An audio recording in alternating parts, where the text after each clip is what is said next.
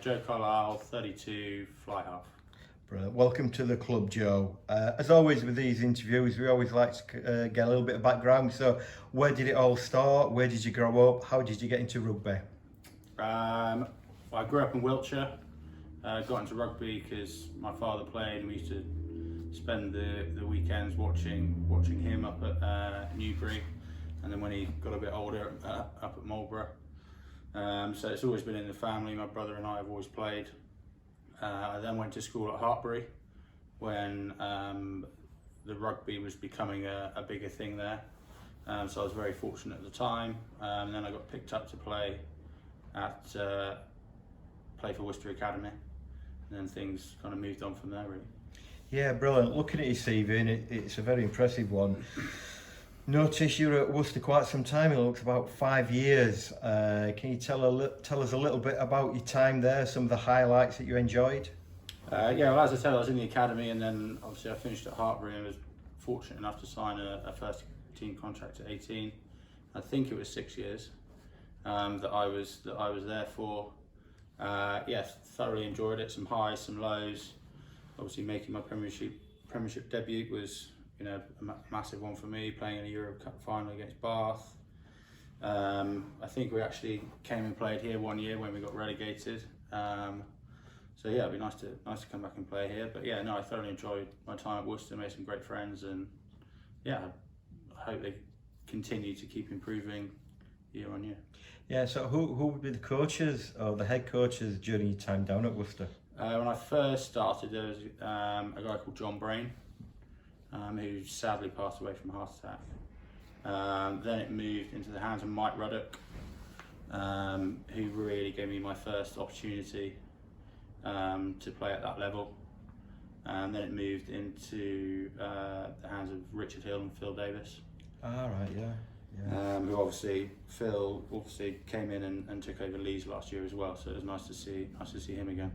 Yeah, I think Richard Hill's now gone to France, hasn't he? Yeah, Richard Hill's out in France. Yeah. Noticed from Worcester you had a season at London Wasps. That must have been a nice move for you. Yeah, thoroughly enjoyed it. Had all my school friends and things were in London at the time as well, so it was nice to be a bit closer to them. And obviously with all the players they had at Wasps at the time, especially in the back line, for me was exciting. With Tom Van Dale, Christian Wade, Andrea Massey, Andy Good, Elliot Daly. The list is quite long. And to have the coaches, like Di Young and especially Stephen Jones being a fly half was brilliant. His knowledge and what he can give to a group of players is fantastic. And obviously now he's joined the national team, so all the best to him. Absolutely. From there, you went abroad. You went to Italy, Treviso. Why the move to Italy at that time, and how successful and enjoyable was that? Well, one of the reasons was I wanted to be playing more at Wasps, and Andy Goode, still a good friend of mine now, was obviously playing a lot more than I was, and Andrea Massey at the time, they needed a fly half, and he kind of helped me out and spoke to the coaches there. So I ended up doing a year out there, which was very enjoyable. I still think that they're in a building phase. I think they're playing some fantastic rugby now.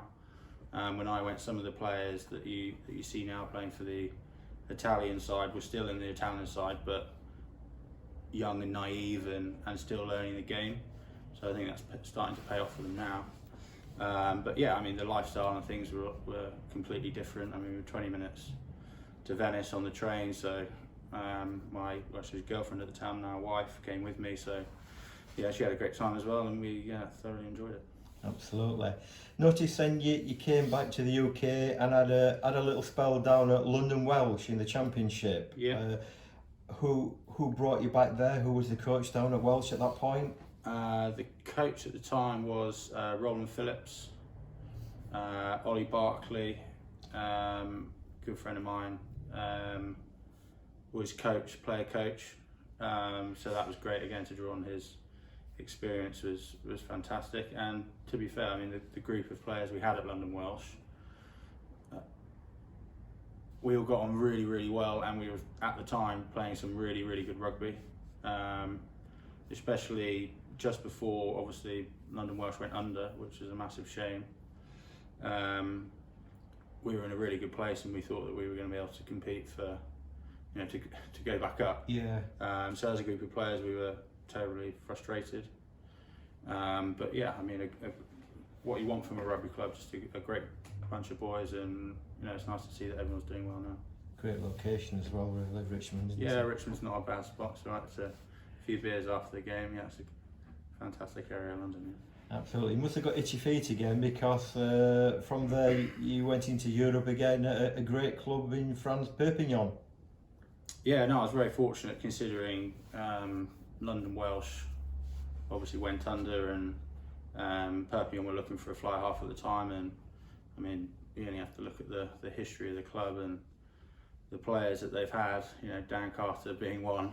To wear the 10 shirt was quite a privilege, and they are absolutely mad about their rugby down in the south of France. So yeah, to play in front of some big crowds, lots of noise, and to end on that was absolutely fantastic. And to be right on the coast at the foot of the Pyrenees was pretty special. Brilliant. And then we just noticed last year your all-time Rotherham rivals Leeds, just up the road there. So Yeah. Must have been a tough year though. Things obviously for the club on a financial scale didn't work out very well, and it was tough for the boys on the field. How did you find it personally? Well, I think in rugby it's always difficult when you've got a brand new team coming together for the first time. I think it was an extremely tough job for Martin Wood, who took on the head coach, director of rugby, whatever you want to call it, role. I thought he did a very good job, along with Joe Ford, who's I believe is now head coach at Doncaster. Right. He's a wonderful coach, and he'll go a long way. But yeah, I mean, when you're putting a team together from scratch, it's always going to be difficult. Quite a lot of young players in there as well.